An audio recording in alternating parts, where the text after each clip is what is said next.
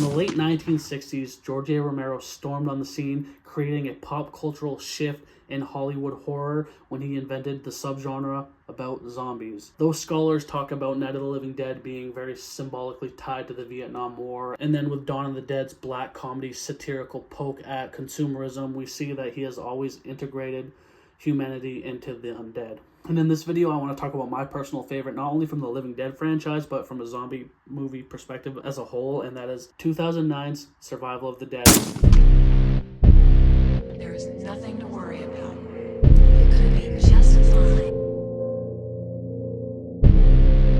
She just goes a little mad sometimes. We all go a little mad sometimes. Whatever you do, don't fall asleep. Don't be afraid. No. Be afraid. Be very afraid.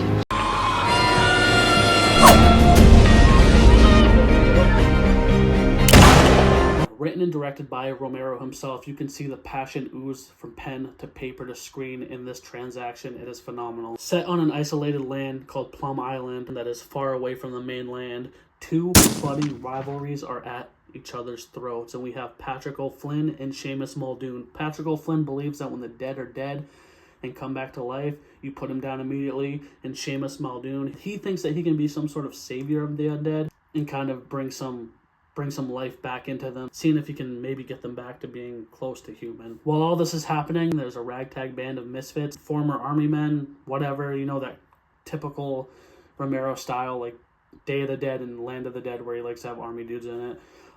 But they band together, all helmed by Sergeant Nicotine, Crockett, Tomboy, Francisco, and many others, including a young boy named The Boy, played by Devin Bostick, and they're all trying to get to Plum Island. They heard that it was safe and isolated and away from zombies, and they really have a bullseye on it, trying to make it look like it's the safe haven that they hope it is. Nicotine and his crew stumble into a fortune of money, and they try to get to Plum Island, but they run into Patrick O'Flynn, who becomes their first human enemy. And as the zombies start to take over, they realize they have to work together to get to Plum Island, showing kind of a softer, more respectful side of Patrick O'Flynn. We understand that he is shady, he's kind of a dirtbag, but he is charming and wholesome. He's just stubborn as hell. And this movie has a lot of fun, a lot of excitement in it.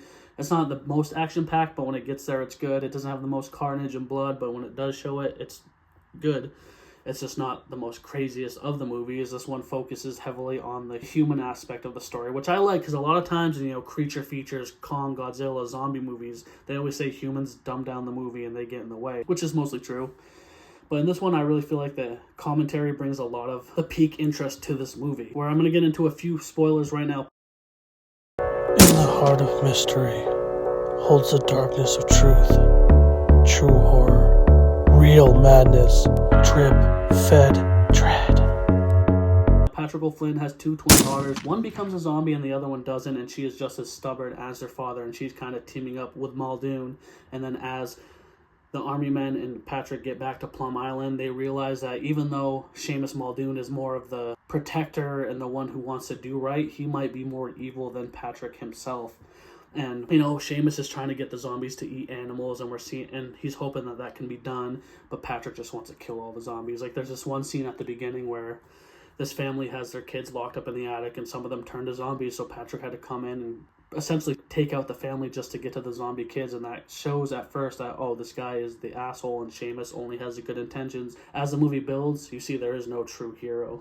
And then towards the end of the movie, Seamus and Patrick have a Mexican-style standoff and both kill each other, and then right as that happens, right as it's too late, we see the zombie attack a horse and eat it, showing that Muldoon may have been right, but now it's for nothing. The army dudes who had this lump sum of money and was only caring about themselves decided to stay on Plum Island, and then there's this nice little monologue at the end where Sarge says, essentially, to the victor goes the spoils, and in time no one will remember how the zombie outbreak started or all that Muldoon and Flynn did, and at the end of the day, the only thing that will be remembered is the carnage of the zombies, and that really struck a chord. I feel like it's some of George A. Romero's best writing ever. All around, it's a pretty solid movie. I highly recommend it. You know, I know it's a hot take, but it's my favorite zombie movie ever. I think The writing is great, the commentary's there, and the character work is really good. Like, there's not one bad character in this movie, in my opinion. So if you haven't seen this one and you hear, oh, it doesn't live up to the original ones, or it's one of the worst ones, that's wrong. In my opinion, if it's not your favorite, it will be still a well-watched film. Alright guys, that was the review. Subscribe, hit that ding-a-ling button, harassing you, telling you, hey, it's me, I'm here. And I'm going to say it one time, for the one time, give me a hell yeah for horror. Zombie, zombie, hey, hey.